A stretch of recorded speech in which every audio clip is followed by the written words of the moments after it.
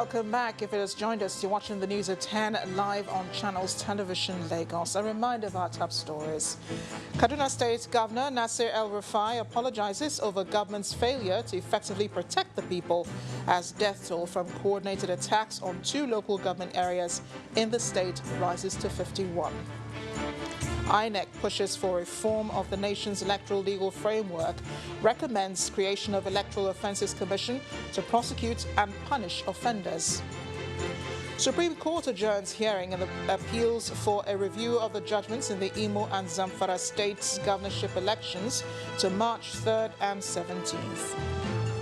And 6 people die in U.S. Washington state as Senegal and Tunisia record first cases of COVID-19, while European Union raises risk level over disease with number of deaths worldwide exceeding 3,000.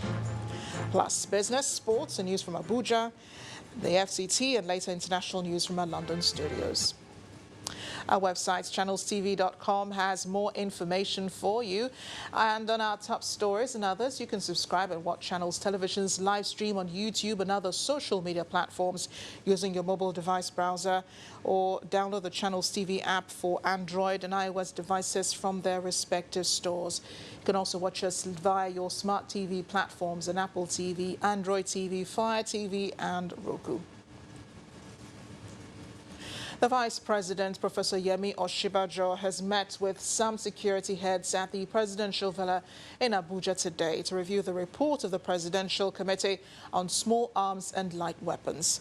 The security chiefs at the meeting were the Inspector General of Police, Mohammed Adamu, the National Security Advisor, retired Major General Babagana Munguno, and the Director General of the International Intelligence Agency, Ahmed Rafai Abubakar. The issue of illegal movement of arms into the country was amongst the reasons President Muhammadu Buhari partially closed the country's land borders in August 2019. The committee is saddled with the responsibility to review the alleged influx of small arms and light weapons into the country, especially through the nation's porous borders. Staying with security matters, former President Olusegun Obasanjo is optimistic about a better future for Nigeria, particularly in addressing its challenges of unity and insecurity. Chief Obasanjo believes that the principle of love and unity is needed to tackle insecurity. He said this in Ogun State, in Abeokuta, Ogun State, when the special envoy to the Archbishop of Canterbury, Bishop Precious Amuku, representing the Archbishop himself, Justin Welby, paid him a visit. I was in a West African country the other day, and the president said, look, we always say that if we have problem, we will turn to our big brother Nigeria. If you in Nigeria cannot solve your security problem, if you cannot solve the problem of your unity, how can we look up to you for help? And I said, well, help comes from God, and we are looking up to God for help. Of course, we have to work, and if God can help us, God will help you by making us to be in a position to help you when you need help. And I think we cannot fold our hands. We must work and we must pray. And but I'm, of course, as you know, a very irredeemable optimist yes, about Nigeria and about the world generally. And whatever is going on, if we human beings, we show love, which is the foundation of, in fact, the creation of the world by God. If we will show love, I think all other human problems we can deal with. I'm going to toss it over now to Ibrahim Adra in Abuja for more on the news at 10. Hi, Ibrahim. Hello, Marachi. Good to see you.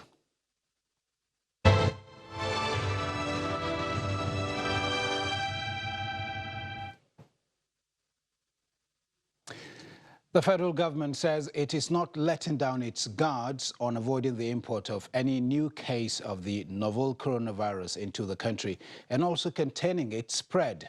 The Minister of Health, Dr. Osagie Hanire, explains that the index case in Lagos State is responding very well to treatment at the Infectious Diseases Hospital in Yaba. He also revealed that all the contacts with the index case, both in Lagos and Ogun State, are currently being managed, with none of them positive to the virus. He also confirmed same for all the suspected cases in Plateau State, where 40 persons were quarantined after coming in contact with a Chinese manner who came from Abuja through an Ethiopian airline. The minister asked citizens not to panic, assuring them of federal government's preparedness to contain the virus. On the 27th of February 2020, the Federal Ministry confirmed the first coronavirus disease case in Nigeria, which occurred in Lagos State.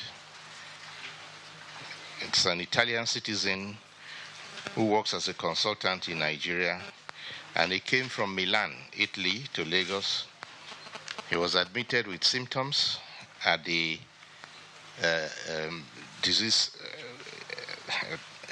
infectious disease hospital in Yaba, Lagos, and he is clinically stable. His symptoms are very mild. Since the confirmation, we are focused on containment, including contact tracing, risk communication, and management of the case. As at the 1st of March, there is no new confirmed case in Nigeria. About 13 or 14 tests have been done, and except that one patient, no other person has been diagnosed. The Plateau State government reported 4 suspect cases among Chinese nationals on the 29th of February. None of these cases have any symptoms. They have all been tested at the Nigeria Center for Disease Control reference laboratory, and they are all negative for coronavirus infection.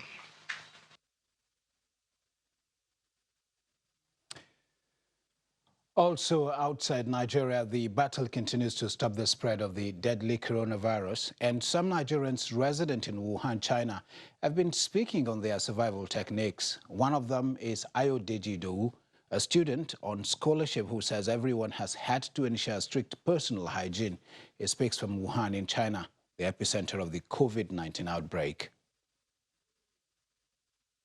Most of the Nigerians here, for the records, there are about 75 Nigerians. We have 65 adults and 14 children. Most of the Nigerians here are students who are on scholarship from the Chinese government. We do not have any record of any Nigerian who has contracted the virus, not just in Wuhan, which is the epicenter of the outbreak and where it all started from, but all across China, we haven't heard of any Nigerian.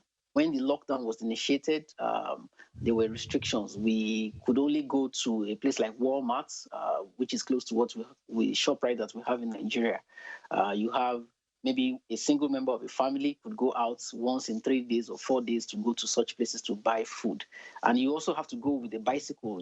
There's really no public transportation. So luckily for me, where I live, there's about 20 minutes bicycle ride to the Walmart close to where. So I have to do that to get a few things I could carry and all that.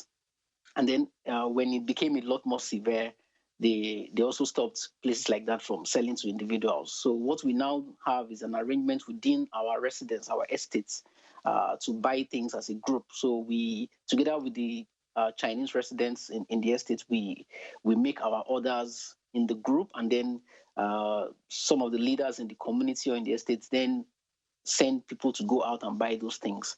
But the challenge with that is that, of course, you can't get what you want, or you really can't get it at the right quality or at the right price.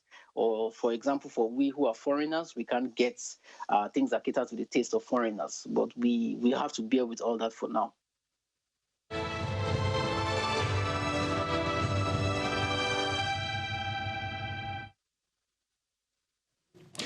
And still to come on the news at 10, Central Bank of Nigeria and FBN Quest differ on Purchasing Managers Index reading for the manufacturing sector in February. That's on Business News.